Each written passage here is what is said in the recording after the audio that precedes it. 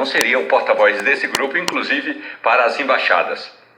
Felipe Martins chegaria, por exemplo, na casa do embaixador Todd Chapman, o embaixador dos Estados Unidos no Brasil, e diria: embaixador, somos nós o grupo que está comandando o país. Todd Chapman ia olhar de lado assim e fazer: menino, vai cuidar da tua vida.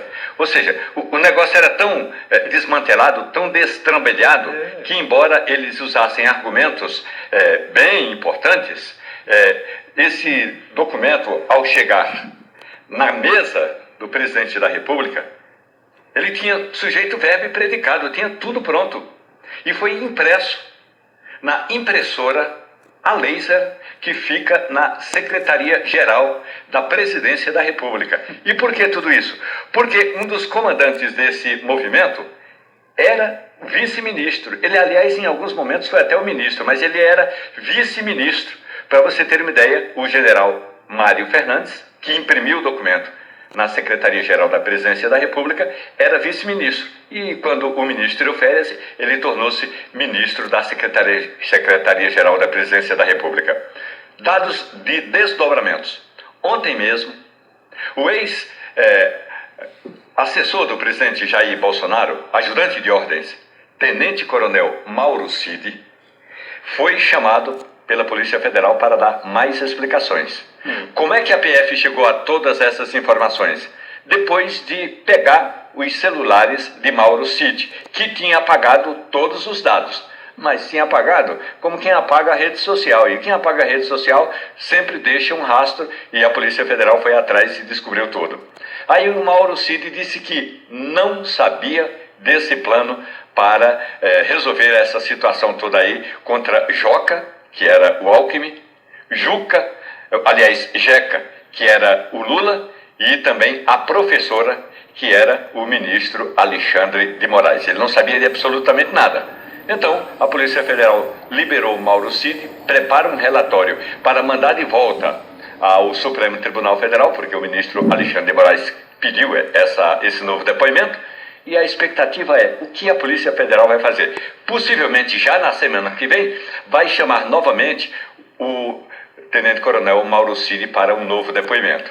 Mas na Polícia Federal, ninguém acreditou nesse depoimento de ontem de Mauro Cid, e a expectativa é, se ele continuar mentindo, vão tirar a delação premiada, todos os direitos que ele tem como delator.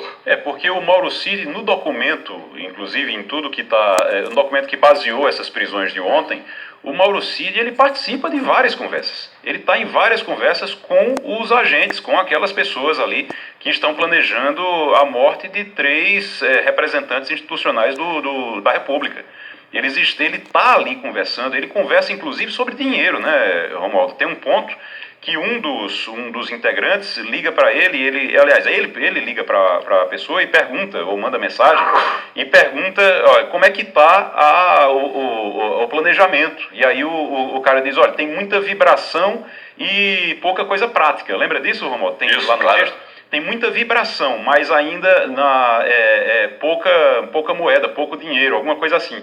Ainda. Aí ele faz: mas aí o Mauro Cid diz a ele, mas eu disse a você que podia falar comigo, isso aí eu resolvo. Ele mata no peito e diz: a parte do dinheiro eu resolvo, não se preocupe.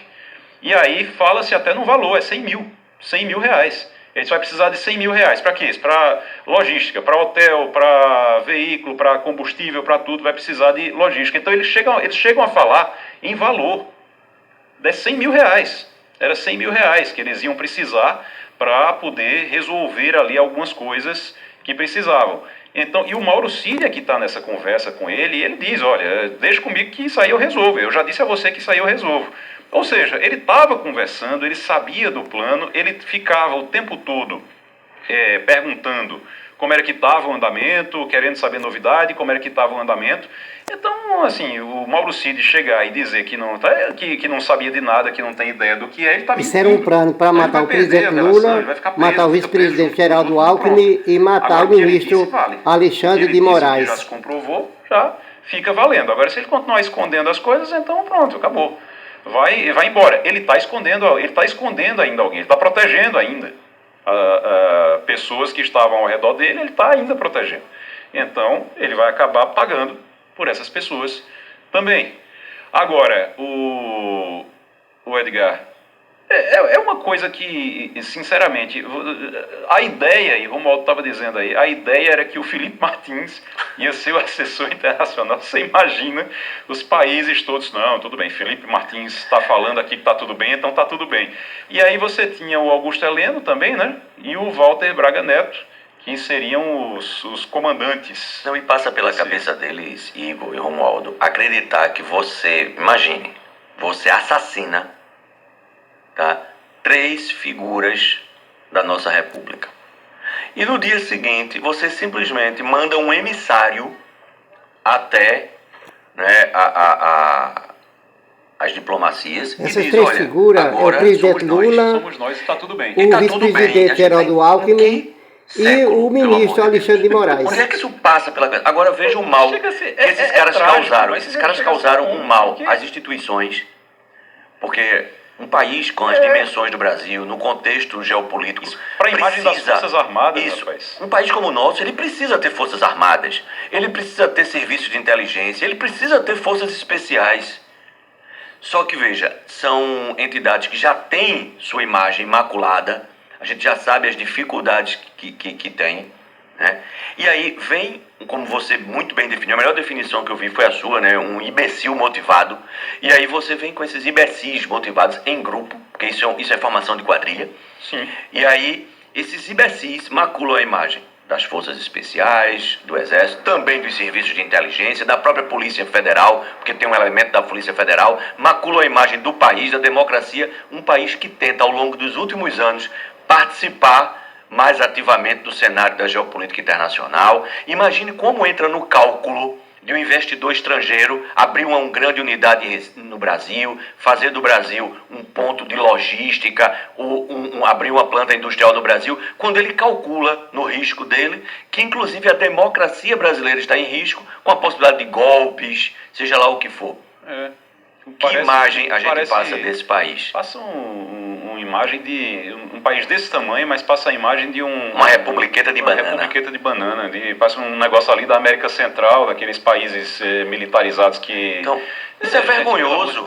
Né? Olha, a gente está na linha já, ainda sobre esse assunto, a gente está na linha com o professor Guilherme Lemos, que é antropólogo, doutorando em antropologia social. Professor, muito bom dia para o senhor. Bom dia, muito obrigado pelo convite, é um prazer estar aqui com vocês.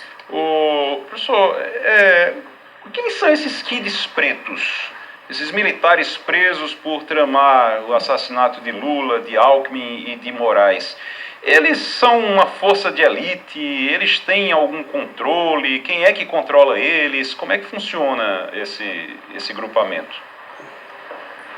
Bom, os kits pretos, ou as forças especiais do Exército Brasileiro, elas surgiram em 1957 dentro da divisão aeroterrestre, a atual Brigada de Infantaria Paraquedista, que está no Rio de Janeiro.